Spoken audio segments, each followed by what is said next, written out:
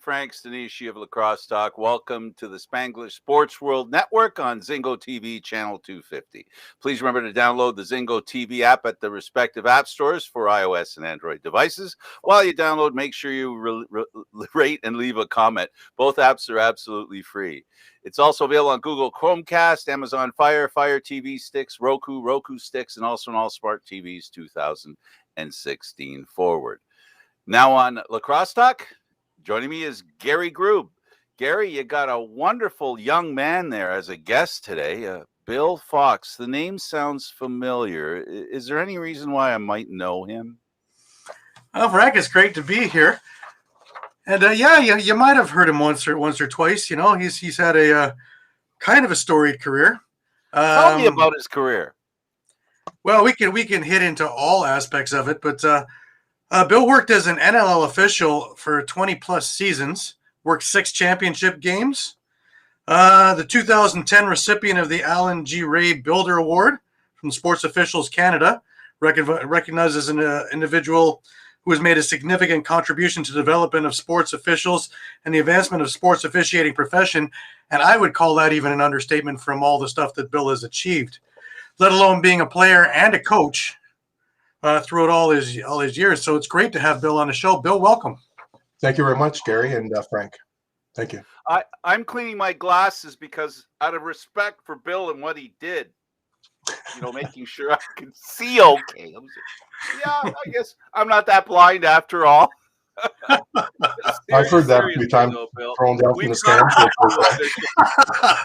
We've talked to a few officials on the show, and I have to tell you, I personally have a lot of respect for what you do. You know, it's difficult to officiate a game that moves at a pleasant pace. Is it fair to say that lacrosse doesn't move at a pleasant pace? It's Jim Hinkson wrote a book called The Fastest Game on 2 Feet. The ball travels pretty fast, probably faster than some of the spectators, when they're new to the game, can keep up with it. It's no offsides, and it's not like being on.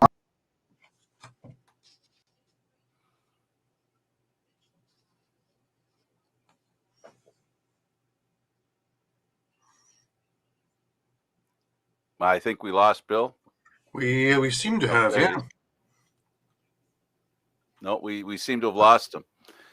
So, Gary, do you think he's pissed at me for making the track? No, I think he's heard much, much worse over the years. On the floor and in the stands. Well, if you send a message to him to reboot and see if he can try again, maybe he's figured that out on his own.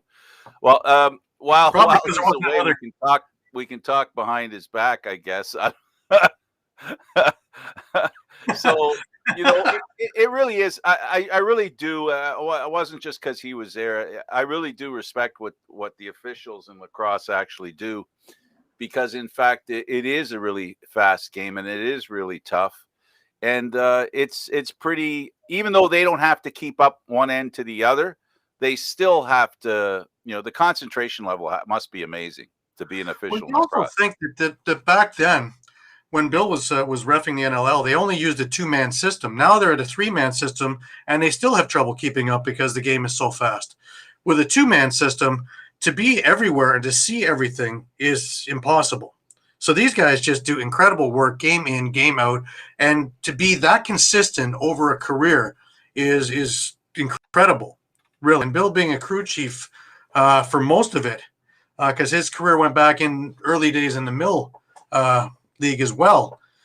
You're thinking about from the Wild West to what we have now, and the speed that's been generated over those years. And he's been instrumental in a lot of the rule changes or rule additions, because as he'll probably get into a little bit more in depth than I can, when you come up to a situation where there isn't anything in the rule book, you have to go off the top of your head and try and sell it. So, you know, he's been masterful at doing that over the years. And even now, he's still involved. He is with the Arena Lacrosse League as I believe the head of officials there. So, you know, he's still got his hand in, even though he's retired from being part of the National Lacrosse League per se. Okay, I'm going to talk for a second so that you can check out your phone and see if you can get them back in here. With officiating, the biggest thing with officiating, you said the magic word, and it really is the magic word, and that is consistency. Depending on what official, it's understood that referees have preferences, and there are little tweaks that each referee has, or preferences as far as calls they like to make. That's what we hear about. Bill, as far as I know, is one of those guys that applied the rule book, applied it, so well. And the proof is in the pudding, and the pudding would be doing all the championship games. You don't get to do the championship games if you don't have some sort of consistency and some sort of ability to be respected. And, being an official and being respected, that is one heck of a hurdle to come over. It's not easy being an official, and we talked with him about, and I wanted to get into the speed of the game and how much refereeing is affected by the speed of that game. And it is a wonderful thing to see, in lacrosse. He obviously suffers the same problem every other lacrosse fan and person who loves the game, and that is they can't get away from it. And that's really nice to know that, a game that he's been at the highest pinnacle, in his profession, if I can call it that, and still have the desire to take part, which is something that is pretty much all part of lacrosse and the people involved in lacrosse, Gary. Yes, most definitely. It's another interesting thing is how he got started in officiating it was more or less by fluke, really. He was, this is going back into the early 70s, and he was playing junior A lacrosse with the Lakeshore Maple Leafs. Not a Leaf team. And okay, all right. his high school, Danforth, junior players were prohibited from playing on the school team, so he couldn't play. So he asked to officiate instead, and thus was born Bill Fox Official, even though he kept playing, because he wound up winning a Man Cup with the Brampton Excelsiors back in 1980 before moving into coaching with the Toronto Beaches. So he's had a long affiliation throughout the years in all aspects, being at playing, being at coaching, and officiating. So really, you're not going to find a more rounded individual than Bill Fox. Yeah, well, Gary, let's talk a little bit about the kind of traits that make a good referee in lacrosse. First of all, I think most importantly is they have to be pretty healthy. Well, yeah, their cardio has to be great, because there's no way that they can be sitting there sucking wind going up and down, because more or less, unlike a player where you're going to sit on the bench and catch your breath, they're on the floor the entire 60 minutes. Eduardo, if you're around, Bill is backstage waiting. But the other thing is consistency and having a good rapport with players and with coaches alike, because if you are calling something and they're coming down on you every second, it's going to be an awful long game. But having a good rapport will usually stop things from happening or stop things from continuing a lot sooner than if you don't have this rapport. With coaches, just being able to explain something, or if you got something wrong and being able to smooth things over is also a big thing, because more or less, for the flow of the game, to have everybody on the same page and going, players, coaches, officials alike, this makes a much better game for everybody. Bill, welcome back. Back in. Sorry about that. Old computer. My son has my great laptop and didn't bring it back in time, so it happens. No problem. So I'm back here. Our ad-libbing. That's great. Bill, we've Yes. had worse, so don't feel bad. Okay. We've had cell phones name upside names down if you attached like. to microphones, and you name it, we've done it. We can name names if you like, if it No, makes no. you feel better. No, Rochester used to be a group of people behind the penalty box. Used to have a big bristle board with my name Fox on it with a circle and a through it. I used to laugh at that all the time. Yeah. So you're used to that kind of stuff. Sure. Well, we'll try and pick up where we left off, and basically, the game is so fast. We talked about that. You said, it's some people suggest it's the fastest game on 2 feet. I think anybody who's watched a lacrosse match understands that, can get behind that, and support that thought. Mhm. But what is it like from the referee's eyes? Well, every step you take as a referee, starting from working house league or minor lacrosse, and then you start to move up into the midget game, the junior level, it takes time to adjust. And the best advice I would always give new referees is you don't have to be the fastest person on the floor to run up and down, but you have to put yourself in a position to see the full picture, not just the ball or the ball carrier, but to see everything. And to anticipate the play is important because, as we all know, you can watch the junior A players fly up and down the floor. An older gentleman like me might not be able to stay with them, but I can anticipate the flow of the game and take a couple of steps ahead and pretty much stay with the game. It's the number one thing is, and I learned this a long time ago, is don't be a ball watcher, because now you have tunnel vision. You're missing everything else. It's like seeing a picture of a whole lot of cows in a meadow, and you're focusing on that one cow. Well, what are the other ones up to, right? Yeah. So you have to look at everything and anticipate what's going on. And I gave some advice to a few referees that might not be the fleetest of foot. Anticipate the play. Don't come as close as everybody else, but step back and put yourself in an angle that you can see everything. And communicate is the biggest thing.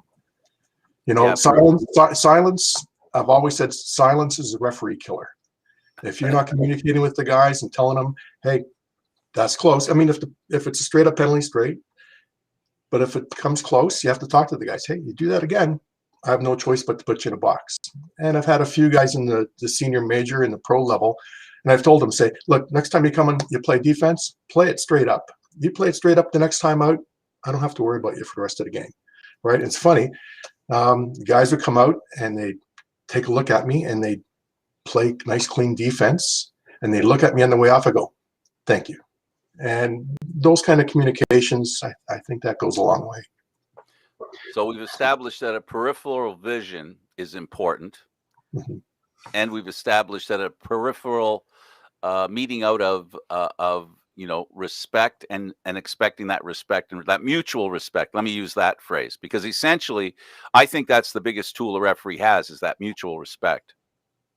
I believe so. Yeah, I've had some heated arguments with some guys. I remember years ago before Faceoff, Flip Sanderson was playing major in Brampton, and we're ready for a Faceoff, and the other guy was upset with Flip, and I'm talking to the guys, and I said, why don't you just put your stick down? And Flip got back at me, and he said something to me, and I said, stand up.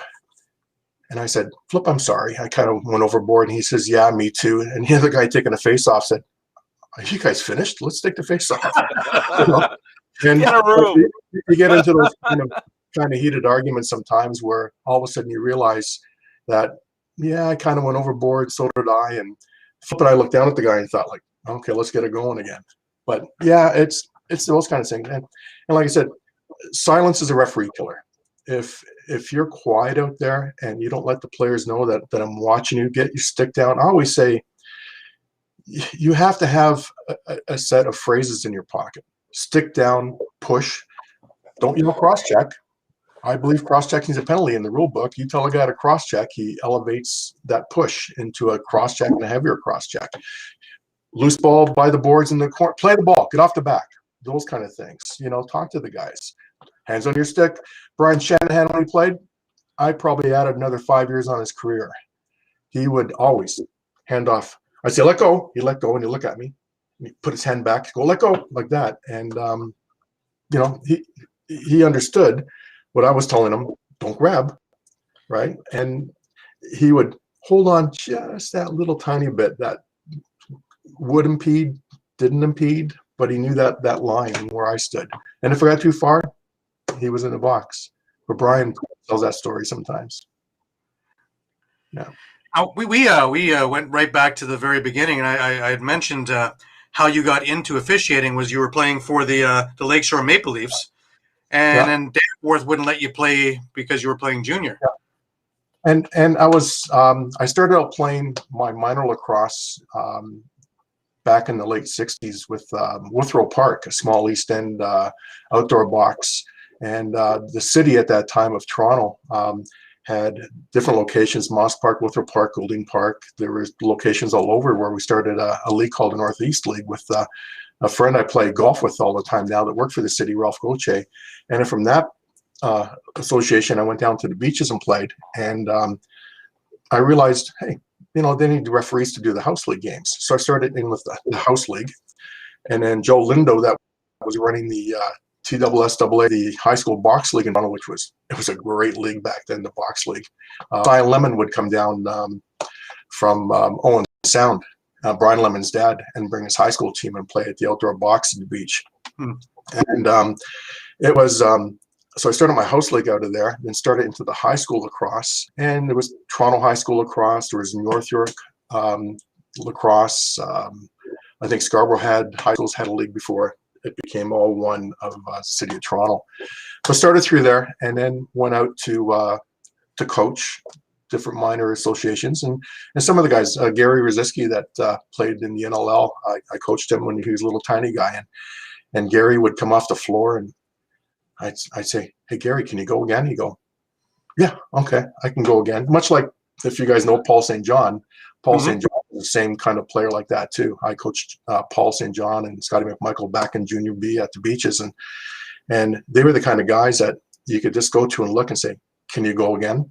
And off they go. So I went to coaching, played, got back into senior lacrosse up in Orangeville with Terry Sanderson and all the Sandersons and the Northmen in 78, 79, and then went on to Brampton and continued to get back into the officiating and kind of worked my way up. There's a process, but I think it did help to be a player, to have some officiating background, and to be a coach. Nothing more frustrating, as we all know, to be a coach or a spectator, somebody that really can't control the ball, the stick, than to sit up in the stands and look at the officiating and wonder, how did they see it? What could I have done differently? And that's pretty much why my next endeavor was to get involved into officiating. I saw those guys out there and how they worked, and I really wanted to be like them, like Murray Taylor or Harry Benham or John Hurd or Gary Martin, those kind of folks that used to do our games. And when I played junior, NHL referees, linesmen would come in and do our games every so often. Guys like Bruce Hood and well, my coach in Brampton, John McCauley, Gus McCauley, was my coach. Ronnie Finn was used to come in and do our game. So it was great when you're playing senior to come in before the game and watch these guys come in and realize who they are. And you probably saw them a few months earlier doing Stanley Cup finals. So it was a lot of fun. I'll tell you a little funny story about Ronnie Finn. So Ronnie and Gus were brother-in-laws, and one time we were playing a playoff game, and Finney's running up and down the floor, and Gus had a great personality, like most of us are here. He was up top, and when he spoke, everybody listened. Finney's running down the floor, and he says, "Finney, you don't make a call. I'm locking the beer fridge." And he looks like that, and within a minute, poof, the hand goes up. It was you should saw our bench just roared at that one. That was hilarious, and but it's funny how personalities will kick in. Refereeing with your partner, or sometimes partners. You have to listen to them and talk to them pregame, and find out, where they are, what they've experienced. Have they had any problems in the game previous? Anything that they want to talk about, and kind of move on on from there.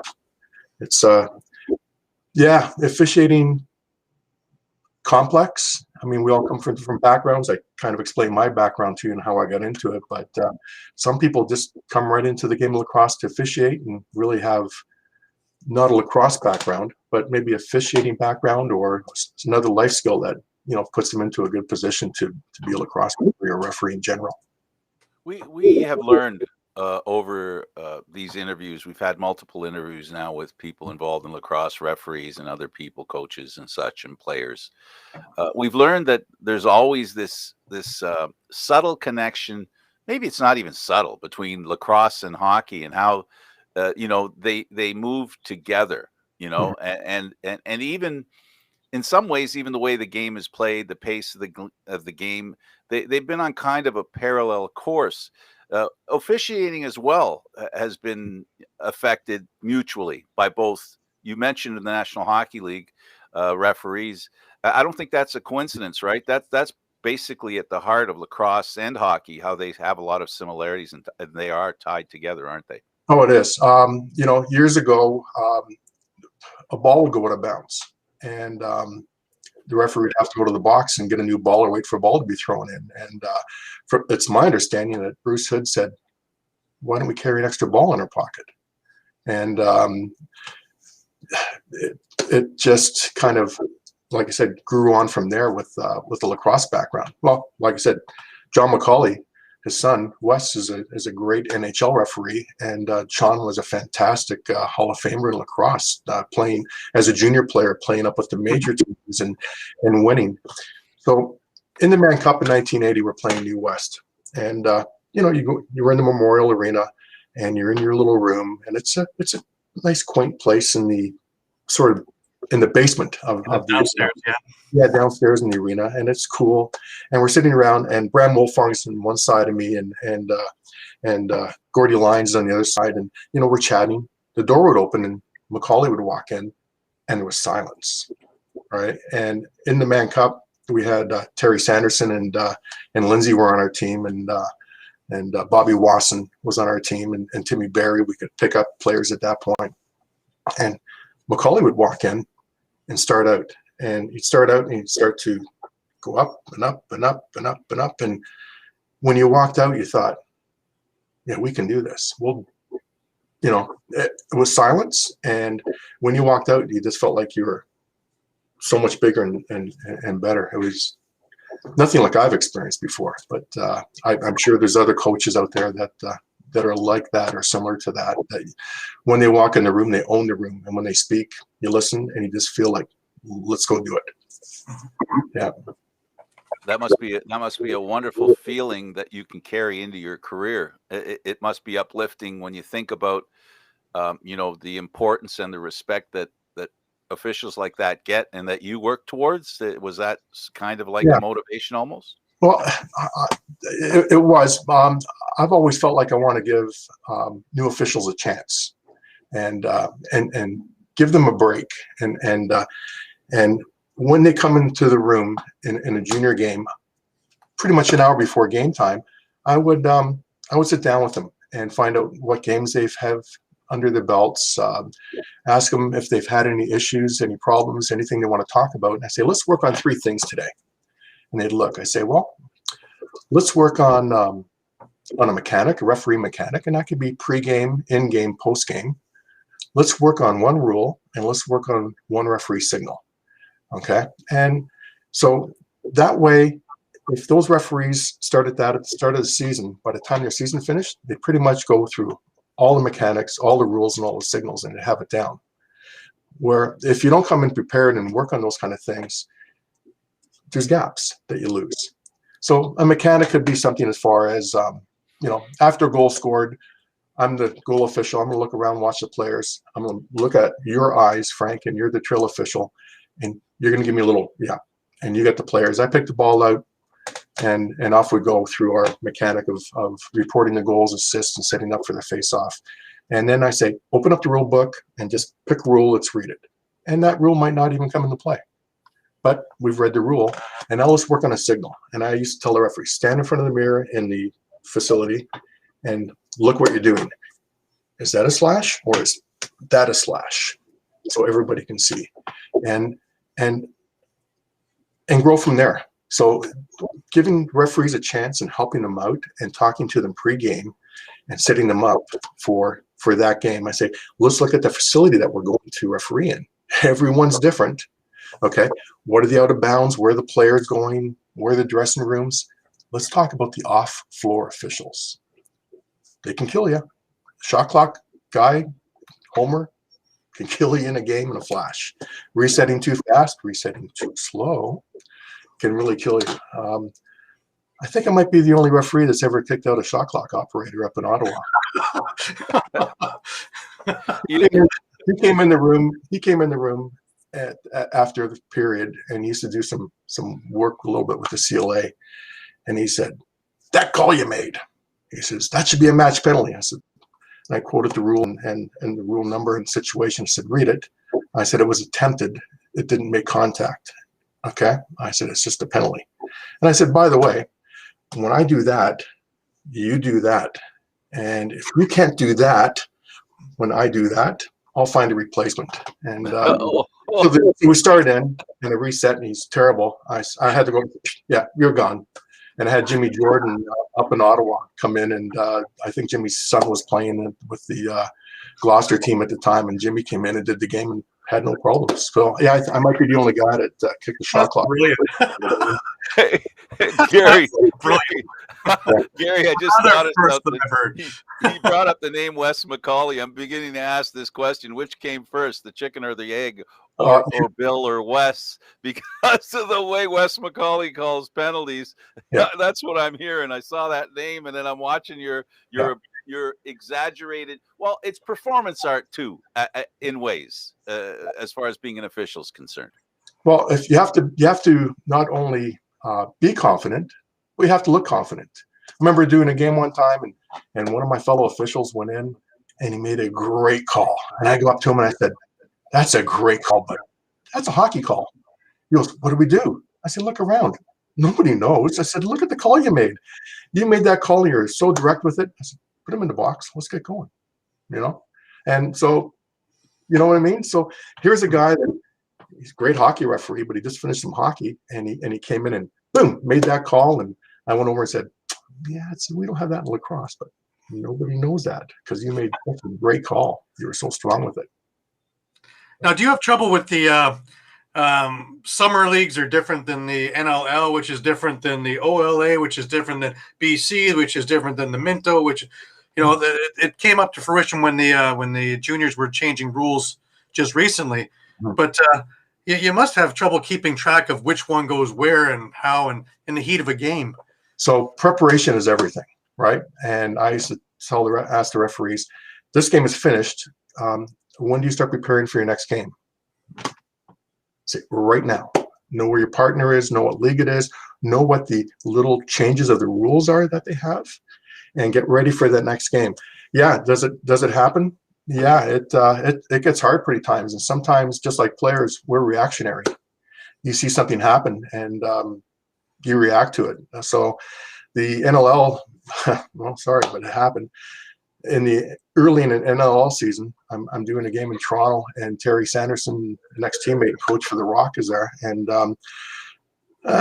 it was a summer 5-minute penalty, but a legal check in the NLL. And my hand goes up. And as soon as I put my hand up, I went, "Oh, no." So I went in, had my hand up, kept it up straight, made the call, put the guy in the box. Doors open on the Toronto Rock players bench. Terry's there, and he's, Foxy, get over here." I said, "Terry," I said, "that's a terrible call. It's summer rule." I said, "I made a mistake." And he went, "Okay." Yeah. Okay. And to bring that a little bit further, so that finished off, and Terry went back to coach the Brampton Excelsior Majors, and we're doing a game at the Powerade Center, and I'm running down the floor, and he goes, Foxy, that's a penalty." I looked at him, I said, "Winner rule." He goes, "Oh yeah, okay." So even the coaches and players have to make those adjustments too, and it does. It sometimes it's hard, but you have to prepare and put yourself in the right position for it. You've been instrumental in a lot of the other rules that have come in just from scenarios that weren't in the books. Because your mill book is big. Your original NLL book is that big.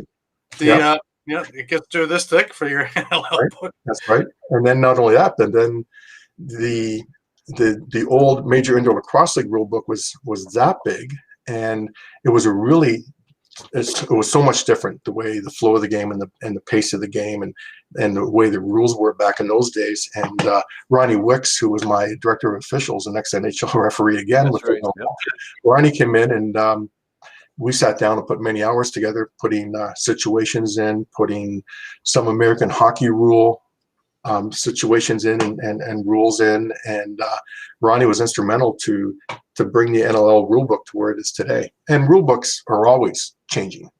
And one time we're doing a game, and Richie Tamburino, who was also nominated with me in the NLL Hall of Fame, we're doing a game in Buffalo, and the Baltimore was there. And imagine a fight happened in a Buffalo Bandits game. What had happened? It might have been out of the 12 players, it might have been 11 fighting. But anyway, I'm down on looking after one fight that was pretty bad, and Timmy Welch from Baltimore kicked a Buffalo player. So I get him separated. I say, Richie, I said, Welch just kicked the Buffalo player. He said, what do we do? I said, there's nothing in the rule book. Show that rule book again, Gary, how the size of it. It's like this big. Okay. It's small. And he said, what do we do? I said, we got to get rid of him. So anyways, he said, Walt, you're out of the game. And in the old Buffalo auditorium, that your body would vibrate because of the noise and people so close, and the 16,000 people in the stands. So Walsh went out, and he didn't go to his restroom. He stayed by the gate, and the fans are right there. And he's pounding on the door and yelling at us, and the play's going on, and we got a bit of a stoppage. I said, hey, Tambo, I said, Welch won't leave and go to the dressing room.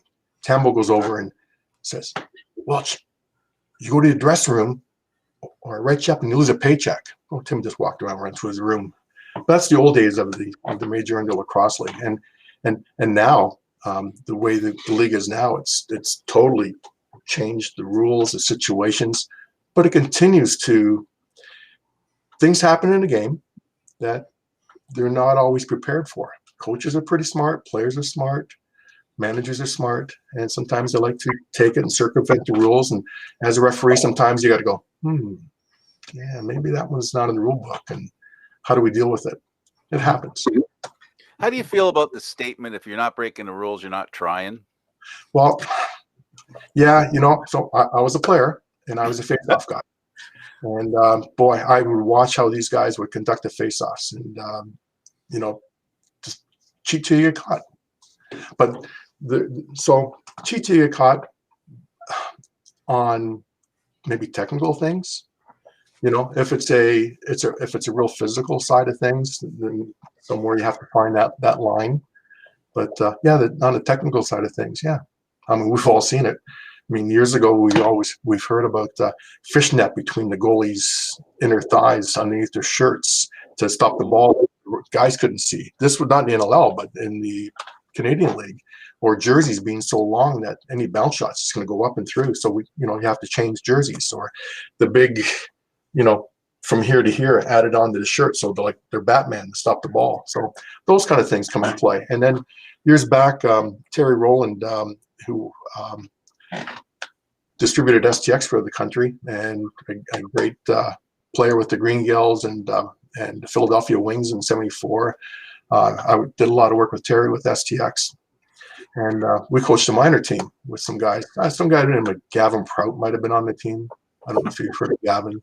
And so there's like this novice team that we had, and Patty Jones, a great face-off guy. So I said, let's do something. So I baked a lacrosse stick and made it really narrow, but it had like a beak at the end, right at the back. And I made the pocket so that the shooting string was in the middle here. So it ended up being a double pocket. So when he would win the face-off, the ball would get stuck in the back of the stick and draw it out. And he'd run down the floor, they'd be yelling, it's stuck, it's stuck. You go, flip, boom. So we changed that. And then, yeah, rules had to change it.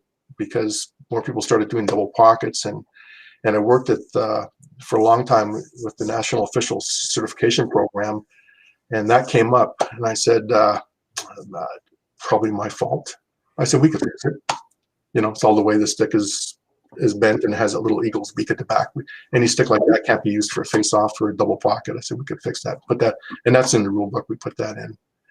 But yeah, kind of circumvent the rules, cheat as much as you can until you get caught, or the rules have to change. Yeah, the only reason I asked that is because at some point, officials have to catch up to all these things. Mm-hmm. So part of the job that you have, you said it, you did it beautifully, by the way. The rule book had to change. So first you see something, then the rule book has to change, and then the rule book has to be applied, and the players have to understand after they get called so many times. And then, and that's the thing about officiating that people don't appreciate how reflexive officiating is. Yes. Yeah. And every game is different. Years ago I did a junior B game, and my fellow official wasn't really happy that it was a junior B game with lower level teams out of town, and he thought he should be a referee into the junior A levels, not junior B. And he came in the room and he says, "Oh, this is terrible." And I says, "It's the only game we have today. Let's go out and do the game." I said, "These players are playing the game." And I've always had that attitude that it doesn't matter what level you are, you're there to, hopefully every time I went on the floor, I brought the same attitude. I went out and called the game the same way. I didn't care what it was. I talked to the players, tried to talk to the coaches, tried to ease things out. I tried to do the game so that in a 3-period game, you probably called 60% of your fouls in the first period, 30 in the second, and 10% in the third, because everybody knew what was happening. You set the tone, set the standard. You talked to them so they knew what was going on. And like I said previously, silence is a referee killer. And watching the ball, what else is going on? Let the ball look after itself. As the play comes to the net, then your eyes will will follow that. But changing the rules. Hey Gary, I gave you a rule book, I think from '77. Canadian rule book. Yep. So I'm in an NLCP meeting up in Ottawa. And I said, what I'm going to do next lacrosse game? I said, after a goal is scored, I'm just going to pick the ball up, tell the guys to go back to their straining line or outside the dotted line and give it to the goalie and blow the whistle, say, go. You can't do that. I said, why?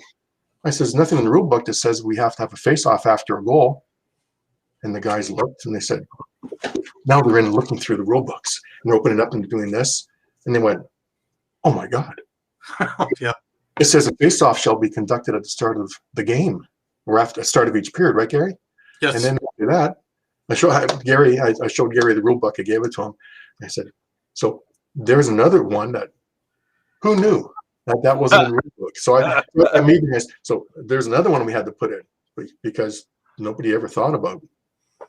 After a goal, there's a face-off. We just assumed it, but nothing was put in that book about after a goal, a face-off shall be conducted at center.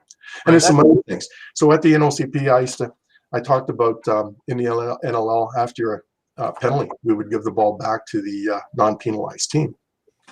Okay. And I said, why do we allow 4 face-off circles in each corner, allow a really strong team to beat up all these weaker teams, and then allow them to play 5-on-4, 5-on-3, gain that ball, and then rag it around? I said, why do we allow that instead of helping that penalized team, like in the NLL or field lacrosse, to give the non-penalized team possession of the ball? So if notice now in those corners, those face-off circles are gone because of hard work at the NLCP and submitted to the CLA. We now award ball after a penalty instead of letting stronger teams beat up weaker teams even more so. Right. It's almost like a basketball rule, isn't it? Like, after somebody scores, you get the ball. You get your chance to respond. Yeah, exactly. Yeah. Mm-hmm. It also makes it more interesting because, there's an inherent advantage, obviously, when you have a man advantage, that the odds of you having the ball and or possessing it, especially in lacrosse, that is a very possessive, a possessive-oriented game. Mm-hmm. It really is. And you watch how all sports evolve. All sports change. Like I said, with the advent of equipment. Look at the lacrosse ball. You know, at one time the box ball had a higher bounce and the field ball had a lower bounce, and the CLA came in and standardized, so we had a ball that we could use in both sports. I have some old Gary showed you the old Viceroy balls that I have in the basement with a higher bounce, and you can take it, and there is a difference. And the weight of the ball too. Sticks have all changed. You know, years ago, back in the mid 80s, when we had the plastic sticks, or what they call Tupperware, you could slash somebody and they would bend. You know, the sidewalls were very forgiving, and it would just go like that, and nothing would happen. And you hear, how can they call that a slash? It's Tupperware. It's not going to hurt the guy. Well, nowadays with leather gloves, shorted pads, and spaces between pads, fingers break, arms break. The sticks are much better, faster. How we found it amazing going in or close to some of these players playing majors and pro, watching a guy string a stick. And I said to Jason Crosby one night, I said, who are you stringing the stick for? Me. I said, did you break your other one? No, I'm going to use this one tonight. You know, remember the old traditional wooden sticks? I have my Logan downstairs and a Patterson downstairs. It takes you forever. Spend time at the outdoor box, boom, throwing them at the blue lines, at the red lines, looking at the little screw holes in the wall and trying to hit those spots all the time, trying to get your stick just right, get the shooting string. And here are players now with these sticks. They get them, they restring the thing, and boom, game ready, and they're accurate and fast, and it's really changed the game throughout the whole world. In my experience, I had the pleasure of doing play-by-play for Toronto Beaches back in the 80s and early 90s. They didn't play on carpet. They played on concrete. So I was thinking, and now you just explained something to me. It seemed like the ball back then, I seem to recall it bounced a lot better. Like it would hit the roof. Oh, yeah. It was I'm not kidding either. Yeah. Was that the days of Ted Reeve Arena? Actually, Birchmount Arena. Birchmount. So, okay. So I coached a team at Birchmount when we had the junior B team. And right. it wasn't city run back in those days. It was privately owned. And we used to have cat litter in the far corner of the Zamboni. And when it rained, we'd have to get the cat litter out and sweep. Here we go. Floors. Yeah, we used to have to do all that stuff, sweep the floors with the cat litter. Yeah. And it rained the day after in the arena. We had rainouts in the rink. We had rainouts in that rink. And it's a great old rink, city owned now, and it runs fantastic. But back in those days, it was privately owned, and yeah, we tell people, yeah, we had a rainout at the Beaches game. Outdoors? No, it was indoor, but it rained out. Yeah. So Gary, we've got a couple of minutes left. Please take it. With all the expansion that's going on, not only do we need a whole lot of players now, we need a whole lot more officials. What's the process that we can get officials up to the NLL level? Well, and it's the same thing here. There are. I think the NLL is doing a fantastic job. They'll come here. Brian will come here in the summertime. They'll run these small tournaments through the different cities. They'll watch up-and-coming referees. Myself, I spent a lot of time explaining to the guys, you want to be a pro referee, here's what you have to do.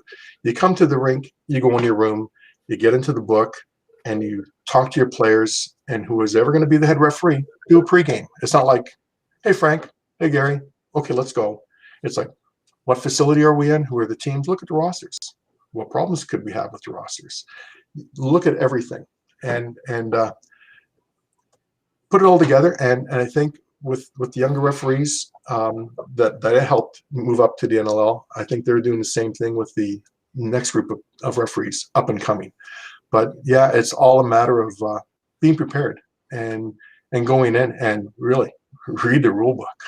Right. You know, there's not only read the rule book and understand the situations that correspond with those rules, but you know, like you said, Frank, it's an understanding about communicating with the players, watching them. It's just not going in and saying, yeah, I can make that call. Oh, and that's the other thing. It's easy to be referee and run up and down the floor. It's another thing to actually put your hand up and make a call. Right.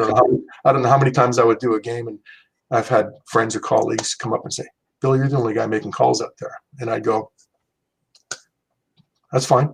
I know what needs to be done. But on a new referee, you know, I would tell new referees in the room, I say, what are you going to do when you see something happen right in front of me? And some of the referees go, not call it. I said, no, you think it's a penalty, you call it. Okay, don't worry about what I'm doing. Maybe I miss it. I said, you go out and do your work. It's and doing mental cups, man cups with some of the guys from the West. They would come out and say, Bill, what do you want me to do? I said, do your game.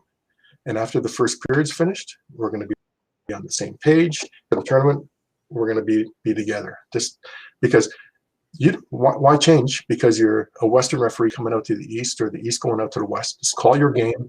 It's what the players are expecting you to do. And it's like teamwork. After a while, you're going to, you two guys work well together. And after a while, you know what to expect and what to do and how to make it roll smoothly. Yeah, that's one of the biggest professional traits that a referee needs to do, and that is to establish the rule book.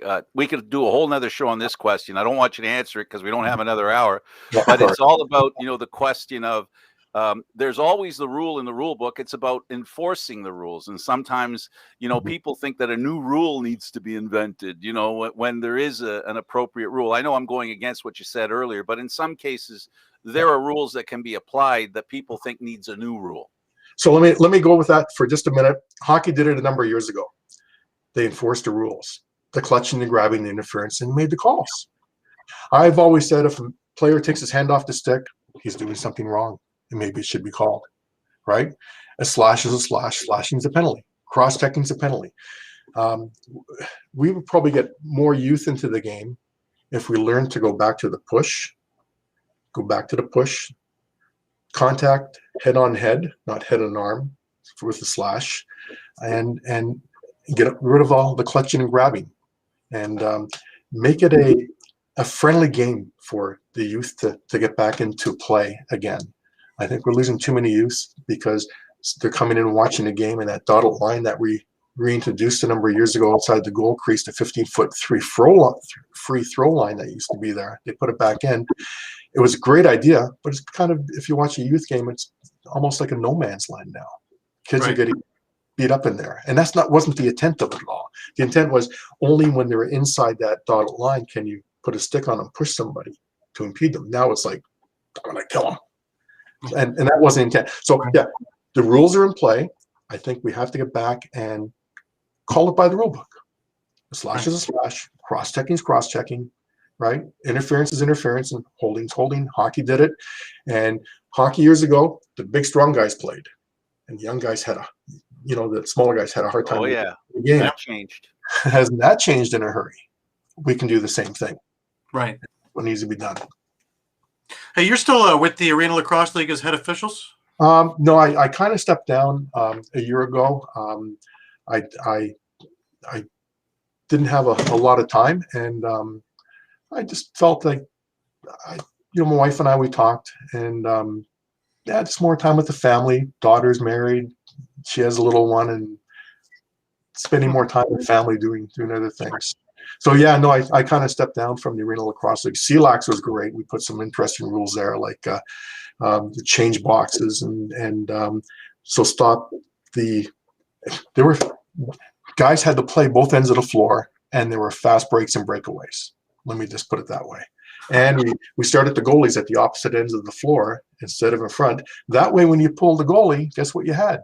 You had the goalie at your end close to your home bench, so you can pull them off instead of all the way down past the visitor's bench to your bench with the minute left in the game to pull a goalie, and then you got to pull them out. He's got to run all the way back. So we changed some rules in CLAX that were great, and the Arena Lacrosse League is just NLL rules, and some great referees there that have that I talked to. And like I said, you want to make it to the pros? I've had a long chats with the guys. Here's what you have to do. You go to your room, don't talk to the players, because in the NLL, man, you go to your room, convert. You want to talk to a player after a game? Tuesday, after the weekend's over. Sure. And you have time. Talk to your buddy then, not before the game. Because if I come up and go, "Hey Frank, how you doing? What's happening?" And Gary's at the other team going, and all of a sudden Frank makes the pick and goes in for a goal that maybe might have been and Gary's going, "Oh, what the heck's going on?" Yeah. Yeah. You don't even show any little bit of, of course. No. Okay. So just before we end, what was the fondest memory you had? Well, there's a few of them. Well, it's had as a player, coach, referee. Anything in lacrosse, really, your fondest memory?